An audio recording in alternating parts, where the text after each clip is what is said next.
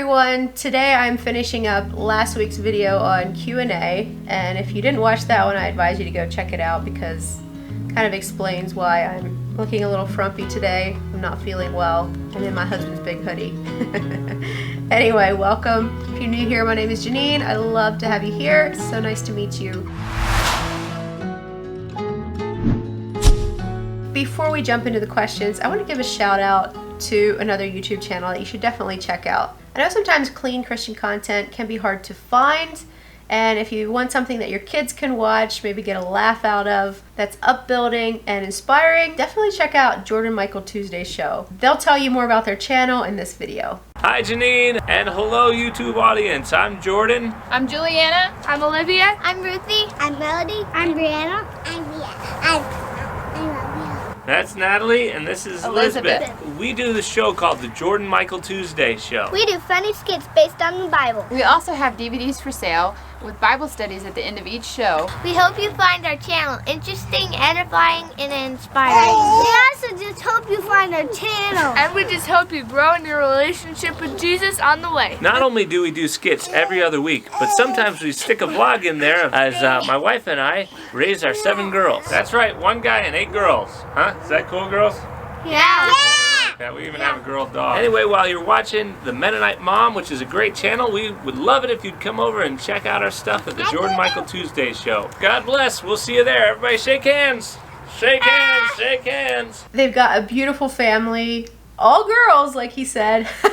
That's crazy. They're funny. You definitely need to go check them out. I'll have links down in the description. Now let's go jump into the rest of the questions. When you do projects on your own to surprise Nolan, would he tell you if he doesn't like something? So let's backtrack a little bit. I think this question stems from the different videos I was making where I was surprising Nolan by doing some of his work for him.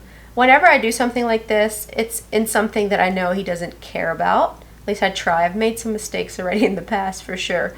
But with this house, we had a to-do list of everything that needed to be done. So when he was gone and I did some of the things like got the porch cemented, that was on the checklist to be done, and so we just managed to get that done earlier. Some of the things that I showed in the videos, I hadn't really showed that he was part of it. Say like getting the beam into the kitchen when he was out west, I was like messaging him asking for, you know, do you want this or not or whatever. So some of that wasn't in the video, but some of the other videos where he didn't have any idea what I was doing, say help finish trimming out the bedroom. I'm kind of rambling here, but this last summer was kind of hard on him. When too much builds up and there's too much pressure and too much to do and constantly going, constantly work, he starts to like go a little bit under. And this summer has been excessively busy with so much to do, so much pressure, so much stress in a sense to get things done. A lot of it was falling on him, and he was kind of falling into a minor depression. And so for me, I knew that some of the stuff that was not really his fun project, but just something that needed to be done, I knew it would mean the world to him to have that taken off his shoulders. So from that standpoint, no, he did not care. Like if it's not done quite as well as he would have done it, I know he's just much happier to have it finished. Some of the other things where, you know, I painted the living room, got new carpet in, a lot of like the things in our home where it's like a creative decision, he pretty much leaves that up to me. He gives his input and stuff. And sometimes he has strong opinions about it, sometimes he doesn't, and we talk it out. But there are definitely things that are his projects I would dare never touch. But this summer was so high stress, so much work, and I just saw my husband slipping down, kind of gasping for air a lot of the time. And so anytime I could step in and try to help and surprise him with something, it was something that was able to take some of that load off of his shoulders. Moving on, are you allowed to touch his stuff and organize his stuff? I ask because sometimes I'm surprised that my husband is upset that I clean up or organize his stuff. When I was first newly married, I used to do this. His desk is his area, and I used to go in there and like try to organize, and I have learned that that is not something that I am supposed to do. So I leave his desk alone. If he has stuff somewhat organized, I will clean around his stuff, but I try not to invade his privacy and his things. Like I try not to clean up and organize for him. I've done that I think 2 times that I can remember, and both times were not well accepted, and so I have just learned that there's certain things that are his I just leave that in his space. And even if it's driving me nuts, I better not touch it. So I wondered what you and the Mennonites around you do for decorating the house for Christmas, and any other Christmas traditions in the church or your family have. I have heard somewhere that usually Mennonites don't do a tree or decoration and wondered about it. Traditionally, the tree has not really been something that the Mennonites do much of, and I think it kind of goes back to the thing of thinking, the tree is kind of has pagan roots. So a lot of Mennonites don't decorate a tree, but there are some that do, and that's kind of changing as well in some ways. Mostly the type of decorations that I see in Mennonite homes is just kind of your simple bringing in greenery and berries, lighting candles in the windows, those types of things, just kind of bringing the winter Christmassy feel into your home. As far as traditions go, often Christmas caroling is a big part of church. We'll get together, call up some people, some neighbors, and go Christmas caroling around the community. That's always a lot of fun. Next question. I was wondering about the different types of Mennonites. It seems there are a range, conservative, more like Amish, to maybe more liberal as far as dress and homes, etc. I've kind of covered this some in another video, but yeah, it just all depends. Mennonites and Amish have a little bit of different beliefs, especially the conservative Amish. But when it comes to theology, Mennonites basically all have the same core beliefs. But when things start to differ is kind of how we live that out. Some people feel like they're called to a more conservative path. Others feel like that's not necessary. They all have the same core beliefs. They just live them out in different ways. Do Mennonites ever join the military? And no, we do not. We believe in non-resistance. We believe in loving our enemies, turning the other cheek. Going to war is not an option for us. But we do want to be able to support our country. We know it's a sacrifice to go to war. We'll go into service in other ways. How do I strengthen my faith in God? Is reading the Bible more the key? It's difficult for me because I'm visually impaired and everything is so hard. It is difficult if you can't read the Bible. I know my dad never was much of a reader, but he actually started listening to the Bible on disc. And I remember him always coming in the evenings and he was listening to a dramatized version of the Bible. It was actually quite interesting. But I do believe therein lies truth, and that is how God reveals himself to us. And that's how we need to strengthen our faith in God and pray a lot. And sometimes it feels like, you're praying and your prayers are just hitting a ceiling. But don't give up. The Bible says, seek and ye shall find, knock and the door shall be open unto you. So personally, I just think we need to pursue God with all our heart. That's by digging into his word, whether it's by listening to it on YouTube or reading it. Surrounding yourself with fellow believers is key. There's so many times when I'm down and out that my fellow brothers and sisters can lift me up. My husband is a big part of that. He's the rock in my life. Ground ourselves in the Bible, remember to pray, talk to God daily, and surround ourselves with people that can encourage us and point us to the right way. My question would be, how is it out there with COVID? This person had kind of mentioned how strict it was in their area. And what are your thoughts on end of time, which I had mentioned that before, kind of speaking of the end of time. Around here, it has been kind of loosely interpreted. Everybody wears masks for the most part, but we're kind of out in the country. Some stores have signs up that says we do not require masks in this store. There's actually quite a few here in our little town. Our town specifically is, masks are kind of, maybe. It's not something that's really strictly enforced in our area. And there's a lot of varying viewpoints on mask wearing versus not mask wearing. But it's not just super strict here, but yet when you go to any major store, if I go to Walmart, to Aldi, to anywhere in a big store, I will wear a mask. Just out of respect for others, but not everyone does. Why does your faith prevent you from watching or owning a television, but YouTube is permitted? There's kind of a variety of answers to this. So back before the internet, it was definitely a lot more cut and dry. Oftentimes, TV and even things like radio sometimes were kind of frowned upon or not permitted in Mennonite homes because it was a lot of shows and language and types of things we didn't want in our home. TV especially is a bunch of shows you can't really control. Sure, there's some good shows on television, but a lot of it isn't really that edifying, I guess. And so it was just cut out, saying we don't need this. This isn't really furthering our cause. But then obviously internet came into the picture. It's one of those tools that, especially in today's age, you can hardly live without it. I mean, you can, but it's much more convenient to have it in business and various aspects of life. Like YouTube has so many tutorials and how-tos and a lot of things that you can benefit from, and you can kind of control what you watch. So you search for something, it's basically like a search engine. Whereas TV is more just like an entertainment news outlet, and that's about it. I'd say it's a little bit where it differs. There are some Mennonite groups that are pretty strict about watching YouTube, others not, obviously, because I'm on YouTube. When will you post more on your gut channel, which I have another channel called A Gut Feeling, which is about my experience with ulcerative colitis. Like I said, last year was so super busy. I just decided to quit for a while. I'm not sure when I'll start again. Right now I'm battling another flare because I got sick, and so we'll just see if I can get out of that like I did before. Alright, this next question, it was a question for Nolan, but I'm going to be answering for him a little bit. It says, how does he feel about me earning money for the household? Does that interfere with your faith of you, Janine, taking care of the house and not worrying of worldly things?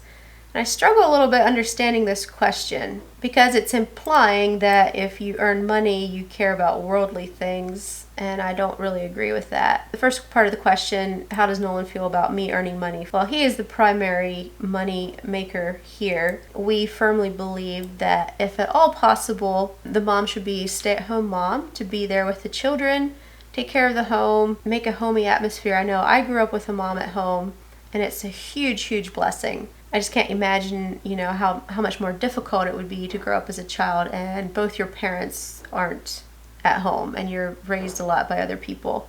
And the Bible also teaches on this, and I just think it's a beautiful picture in a home where the husband is the provider and the woman also stays at home. So if you go to Proverbs 31, I'm not at all comparing myself to a Proverbs 31 woman because I have a long ways to go for sure. But it talks in there about the various things that a virtuous woman does. It says here in one of the verses that she considers a field and buys it and plants a vineyard with her hands. Another one, she maketh fine linen and sells it and delivereth girdles unto the merchant. It says how she clothes her house, and they're always dressed and not fearful of winter. And so she's providing in a sense in different ways. She's obviously making some money. She's working hard. So I guess I'm a little bit puzzled as to the question how that would interfere with your faith. Taking care of your home doesn't mean you can't also do other things. This is just my personal opinion. I believe that comes first. I believe your family comes first, like just, having a good home, a cozy home to come home to. I believe that's all part of my responsibility, if possible. I know some people can't afford to have one parent at home, and I'm not condemning that, but I'm just saying for those that can. So Nolan, we've talked about this different times.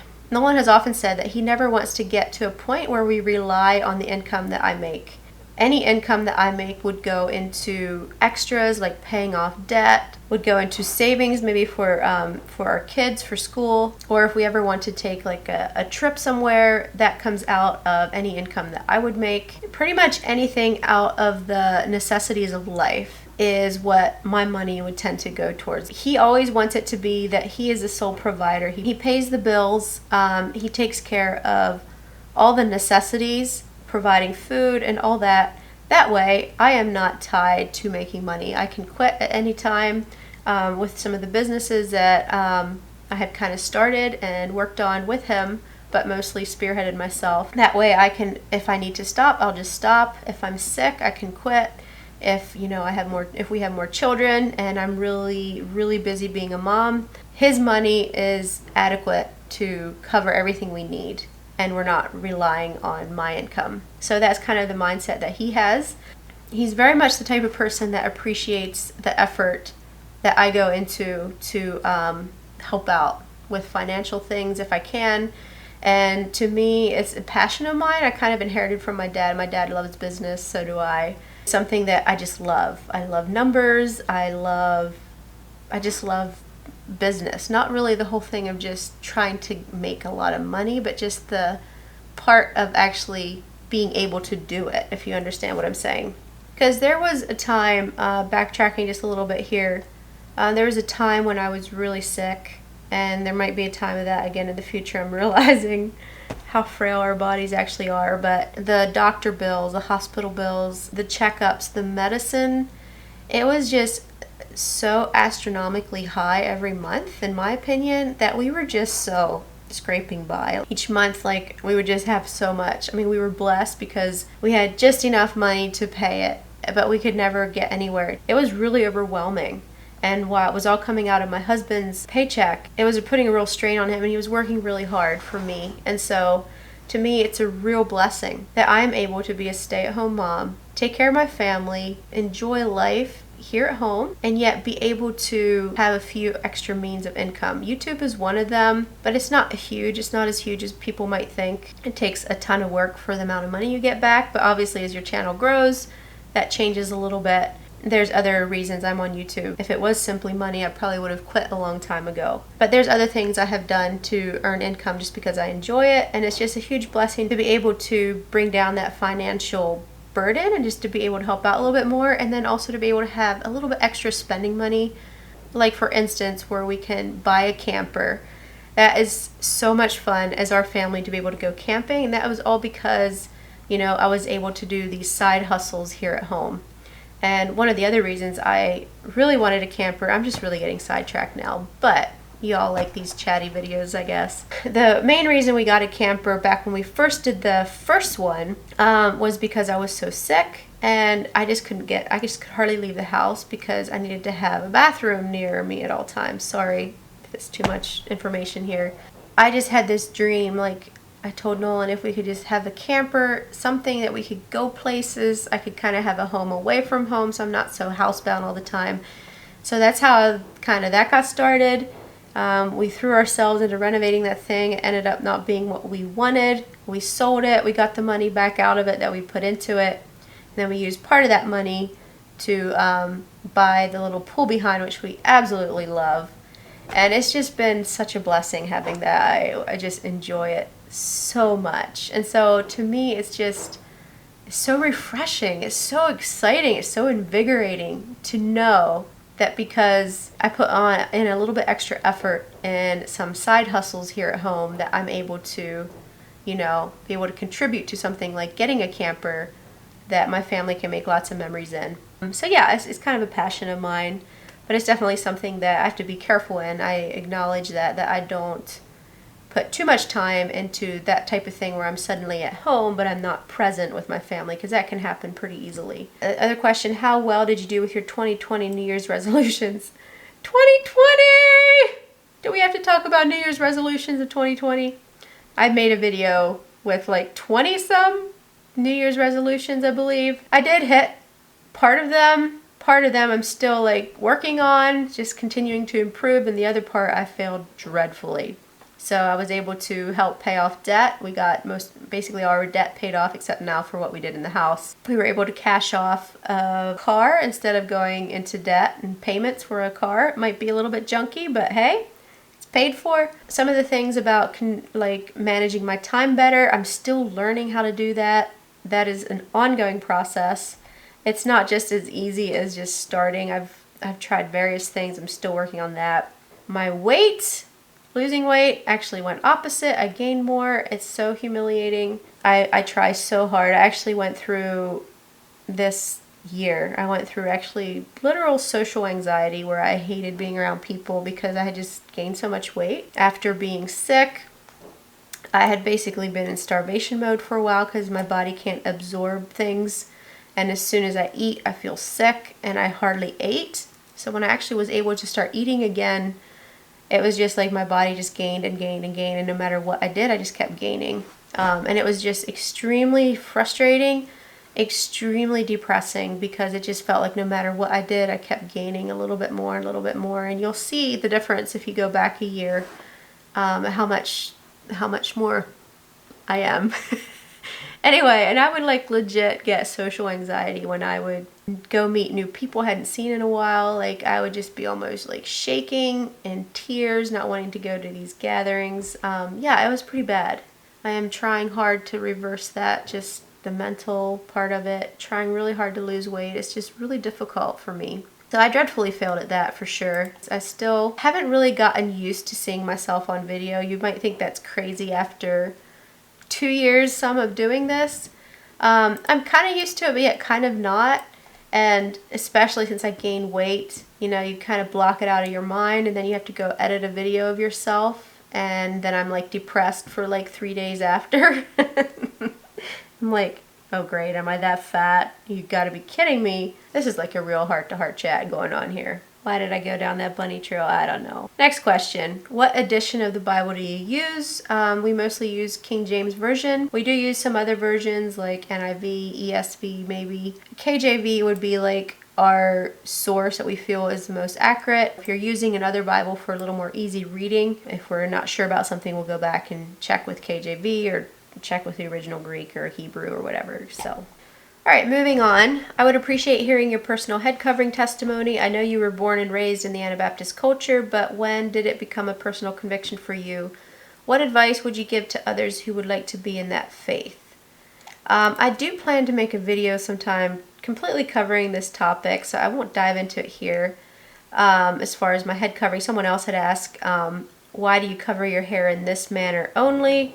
I guess it's kind of just a tradition in how we cover our hair. A group of people just get together and decide that we're going to cover our hair in this manner with like a garment that shows it's a religious thing instead of just like covering your hair with a hat or something like that. If people look at me, they know that has a religious significance, I guess. Traditional, I would say, and also just kind of being unified as a group of people as to sort of the style that you wear, but that's not really, it's just more tradition. It's not, I wouldn't really say it's biblical. You have to have a certain type among a group of people. It's just kind of how the Mennonites do it. The last part of that question, what advice would you give to others who would like to be in that faith? I would definitely encourage you to pursue it. You know, if you want to find a church close by to you, you're definitely welcome to come worship with us. Feel free to ask as many questions as you'd like. I don't know if you're speaking of actually joining like an Anabaptist Mennonite church or if you're just thinking more about joining the Anabaptist belief. I know there's various churches that adhere to Anabaptist belief that necessarily aren't Mennonite. So I would definitely advise you to look into it, to count the cost. Is it something that you wish to be a part of? And if it is, if you feel God is calling you in that direction, definitely find someone to talk to. And if you choose to go the route of Anabaptist Mennonite, I always kind of feel sorry for people that join our churches simply from the standpoint that they have such a culture shock. Like, we don't realize how much of a culture we have until someone joins and they start like showing us our little odd quirks. And then I start feeling bad for people. I'm like, they have like such a culture shock. So if you do decide to join, we'll welcome you with open arms. But I do warn you that there are some quirks that we have that is a part of our culture that to other people might look really odd. So anyway, I'm not really sure if that answered the question. Anyway, thanks a lot for watching, everybody. I hope you enjoyed this video. We'll see you guys in the next. Bye!